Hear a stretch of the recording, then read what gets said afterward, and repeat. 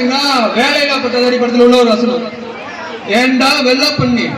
எந்த வேலையும் செய்யாம கல்வியை நான் படிக்கணும்னாமா உங்க அப்பா பணக்காரங்கிற ஒரே காரணத்தால நோகாம நேரா முதல் சீட் வந்து உட்காந்து உனக்கே இவ்வளவு திமிருக்குன்னா,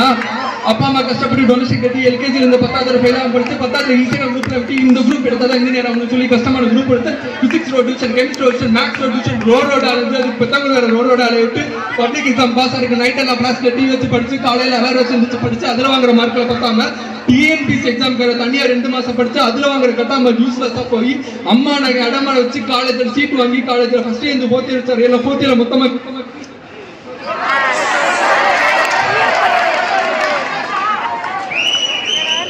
இந்த சொசைட்டிக்குள்ள நுழைஞ்சா இந்த சொசைட்டி என்ன வேலையில செருப்பால் அடிச்சு ரோடோட வேலை தேடி அழிஞ்சு வீட்டை 3 வருஷம் 4 வருஷம் தண்டமா உட்காந்து அப்பா என்ன தண்டச்சோறு